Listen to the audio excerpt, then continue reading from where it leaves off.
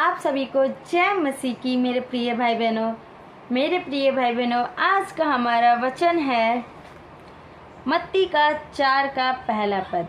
मैं ये इसलिए बता रही हूँ कि कमेंट आया था, सिस्टर आप जो वचन पढ़ती हैं उसमें आप अध्याय नहीं बताती हैं, तो मैंने सोचा चलिए बता देते हैं। मैं इसलिए नहीं बताती हूँ कि वीडियो लंबा हो जाएगा, ठीक है, लेकिन आप लोग बोल रहे हैं तो बताना तो पड़ेगा ही।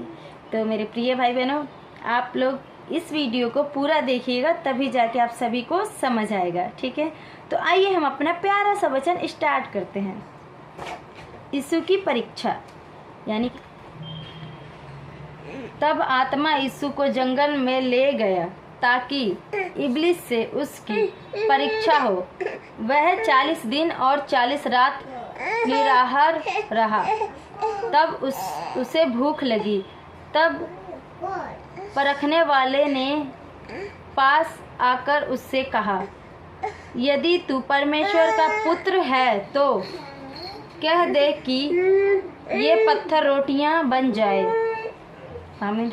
हाँ मेरे प्रिय भाई बहनों, हमारा परमेश्वर यीशु मसीह 40 दिन की फास्टिंग में थे, 40 दिन और 40 रात। तब इब्लिस यानी कि शैतान उनके पास आता है तो उन्हें भटकाता है। जैसे आदम और हवा को भटकाया था, उसी प्रकार हमारे प्रभु यीशु मसीह को भटकाता है। जब यीशु मसीह को भूख लगता है तब वो कहता है, अगर तू परमेश्वर का पुत्र है तो बोल इस पत्थर को ताकि ये रोटी बन जाए। वो परमेश्वर को तो पता है कि वो उनके पुत्र हैं, यीशु मसीह को तो पता है, लेकिन शैतान को भी पता है, लेकिन शैतान भटकाता है उन्हें।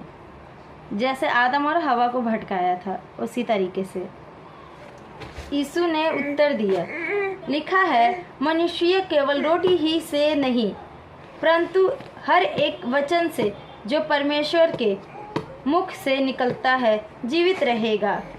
आमीन। हाँ मेरे प्रिय भाई बहनों, हम केवल रोटी से ही नहीं बल्कि इस वचन के दौरान भी जीवित रह सकते हैं, क्योंकि हमारा विश्वास बहुत ही बड़ा होना चाहिए।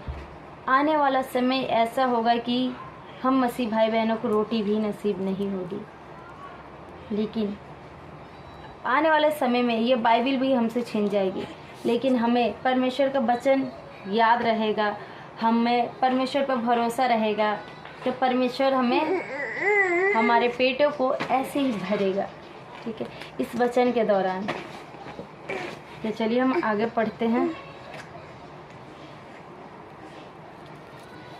तब इब्लिस ने उसे पवित्र नगर में ले गया और मंदिर के कंगूरे पर खड़ा किया और उससे कहा, यदि तू परमेश्वर का पुत्र है तो अपने आप को नीचे गिरा दे, क्योंकि लिखा है, वह तेरे विषय में अपने स्वर्गदूतों को क्या देगा और वह तुझे हाथों हाथ उठा लेंगे। कहीं ऐसा ना हो कि तेरे पाँव में पत्थर से ठेस लगे।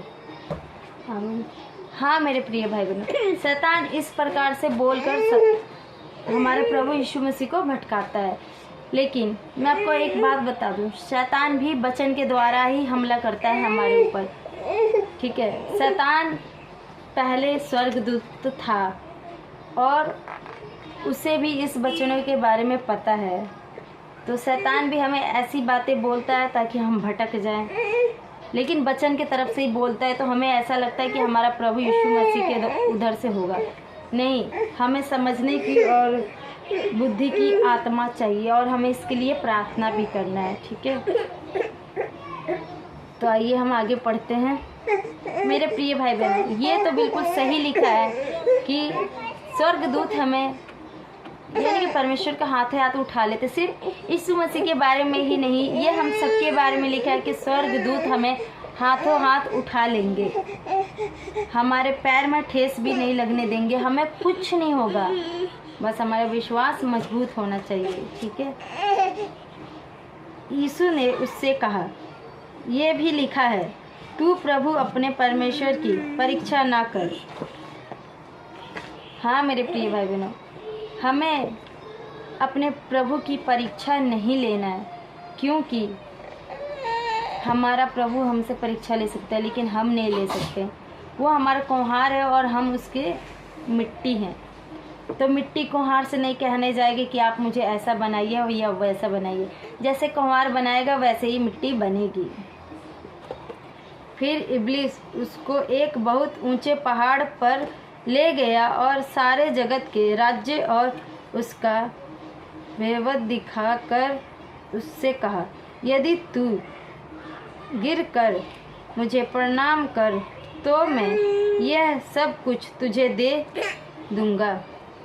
हाँ मेरे प्रिय भाई बहनों, शैतान प्रभु को इस प्रकार से भटकाता है, पूरी दुनिया दिखाकर कहता है, अगर तू मेरे पैरों में गिरकर मेरे सामने दंडवत करेगा तो ये सब कुछ मैं तुझे दे दूंगा।